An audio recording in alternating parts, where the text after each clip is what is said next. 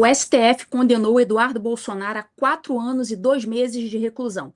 Esse foi mais um caso de lawfare, de uso do sistema judiciário para perseguir opositores, uma forçação de barra lamentável que só serve para continuar jogando a imagem do judiciário brasileiro na lama. O Eduardo vai poder ser extraditado? Ele vai poder ficar inelegível?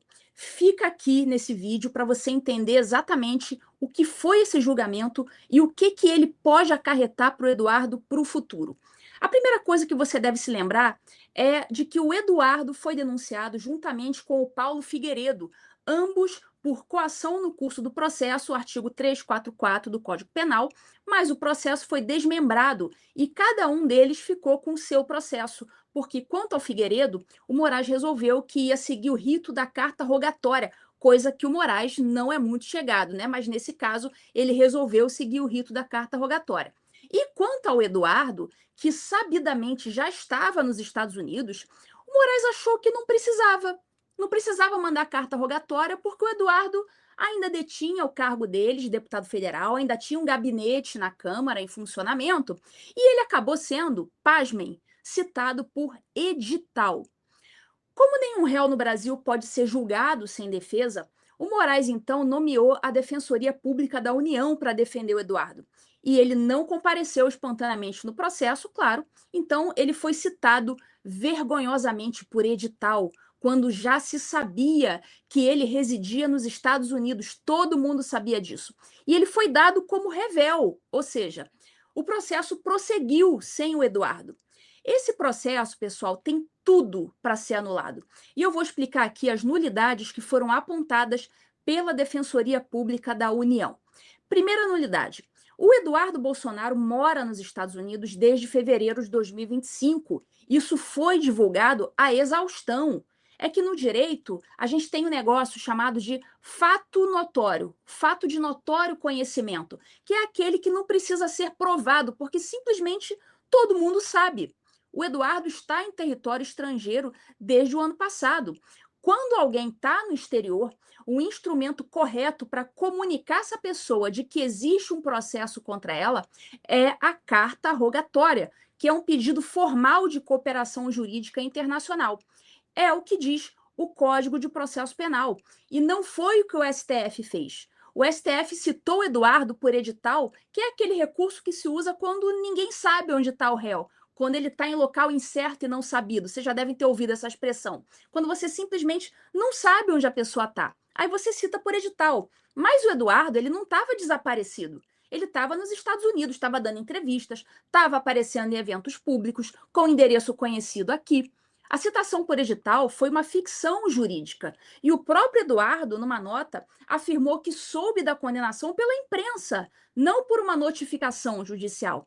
O fato dele manter o endereço profissional na época e um gabinete em funcionamento na Câmara não interfere em absolutamente nada, porque a citação, pessoal, ela deve ser pessoal, tem que ser na pessoa do réu. Então não importa se ele mantém escritório no Brasil ou no Japão ou no raio que o parta. A citação é na pessoa dele, não no escritório dele.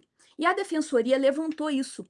O STF, então, deu uma de João sem braço, fingiu que não sabia disso e tocou o processo mesmo assim. Então, essa é a primeira nulidade. Nulidade de citação. Agora vamos lá, segunda nulidade desse processo. Quem relatou e votou nesse processo, e a cara nem ardeu, foi o Alexandre de Moraes. O mesmo Moraes que está lá na lista de autoridades brasileiras sancionadas pelos Estados Unidos. E a acusação contra o Eduardo é exatamente de ter articulado essas sanções contra ele. Ou seja, a suposta vítima do crime julgou o réu. O Moraes foi simultaneamente juiz e uma pessoa interessada no resultado.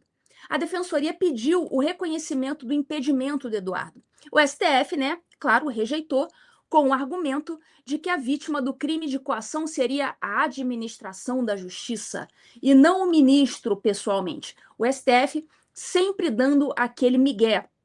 Esse é um argumento, pessoal, que não se sustenta. Não tem como você sustentar um negócio desse.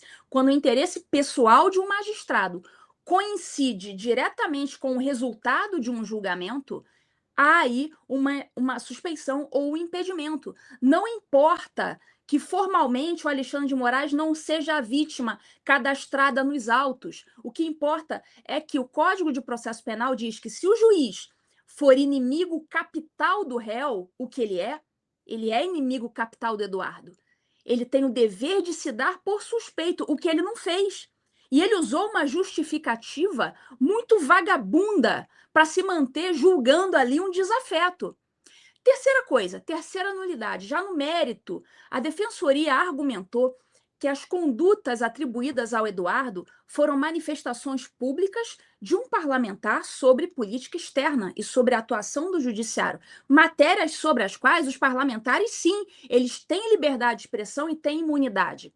Essa tese, que é uma tese simples, todo mundo entendeu, é claro que todo parlamentar pode fazer isso, pode agir politicamente, afinal de contas ele é um político, né? Essa tese simplesmente foi rejeitada, sem que o acórdão enfrentasse com profundidade os limites entre o exercício do mandato e a tal coação, a alegada coação. Então, são 3 nulidades apontadas pelo defensor público. Nenhuma delas foi enfrentada com a devida seriedade. Um réu que soube da condenação pela televisão, igual todo mundo. Um relator, Alexandre de Moraes, que é simultaneamente interessado no resultado, inimigo capital do réu, que não teve a dignidade de se dar por suspeito e nem os demais tiveram a decência de considerar o Moraes como suspeito, o que ele é. E eles poderiam ter seguido os outros na causa sem o Moraes, mas não. Eles resolveram endossar que o Moraes poderia julgar essa causa, tendo claro interesse nessa causa. E essa condenação, pessoal, vamos para uma pergunta muito importante aqui, considerando que o Eduardo Bolsonaro é um político, já é um político antigo, experiente. Essa condenação leva a uma inelegibilidade do Eduardo?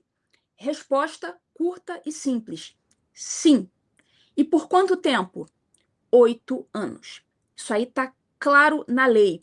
O Eduardo, ele se tornou ficha suja no julgamento, a partir do momento em que foi publicada a decisão da primeira do STF, porque a lei da ficha limpa, que foi alterada em 2025, passou a contar o prazo de inelegibilidade a partir da condenação por órgão colegiado, que foi exatamente o que aconteceu. O órgão colegiado é aquele órgão com vários julgadores. Isso aconteceu e, a partir desta condenação, o Eduardo se torna inelegível. Ainda cabe recurso ao plenário e, enquanto não houver um trânsito em julgado, é claro, essa decisão pode ser modificada, mas por hora o Eduardo está inelegível por 8 anos a partir de ontem, o que o impede de disputar qualquer eleição até o ano de 2034. E a segunda pergunta é: ele vai poder ser extraditado por isso? O Brasil vai poder requerer que os Estados Unidos peguem na mão do Eduardo e joguem dentro do avião e devolvam o Eduardo para o Brasil?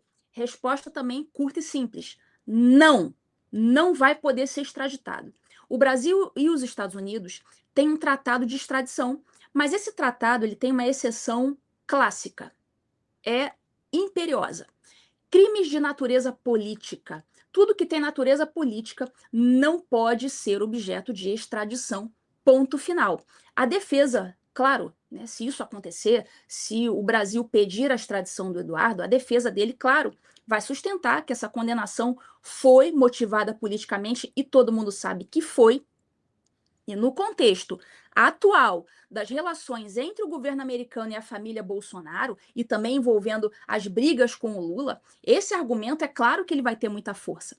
Além disso, o próprio governo brasileiro teria que fazer um pedido formal de extradição, o que é uma decisão política, não somente jurídica, é uma decisão política. E o governo Lula vai ter que calcular o custo diplomático disso. Mas, enfim, um dia, quando o regime cair, eu espero, né, confio que esse processo vai ser anulado.